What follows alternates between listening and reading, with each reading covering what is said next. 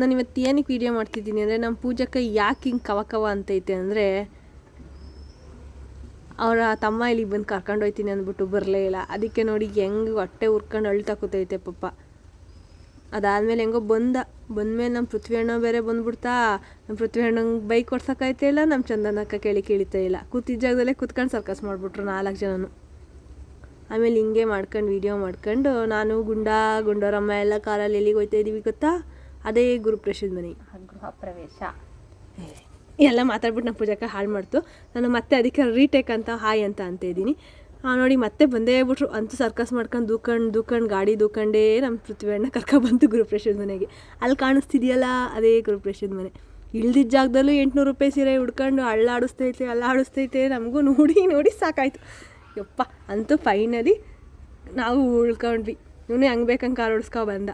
ಆಮೇಲೆ ಇನ್ನೂ ಚಂದ ನಮ್ಮ ಪೂಜಕ್ಕೂ ಮುಗ್ದಿಲ್ಲ. ಕಂಪ್ಲೇಂಟ್ ಹಿಂಗೆ ಹೇಳ್ಕೊಂಡು ಗುರುಪ್ರಸಾದ್ ಮನೆಗೆ ಹೋಯ್ತು.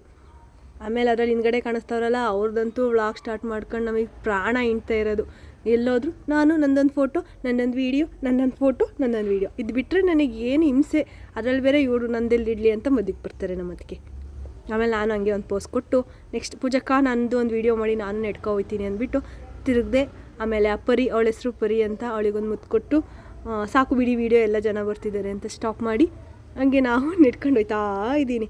ಅದೇ ಪರಿ ಇಷ್ಟೇ, ಇದನ್ನು ಹೇಳ್ಬೇಕು. ಆಮೇಲೆ ಊಟದಲ್ಲಿ ಬಂದರೆ ಒಂದು ಅಂತಿ ಫುಲ್ ನಾವೇ ಕೂತಿದ್ದೀವಿ ನೋಡಿ. ಹೆಂಗೆ ಎಲ್ಲ ಹಾಯ್ ನಮಸ್ಕಾರ ಅಂತಿದ್ದಾರೆ.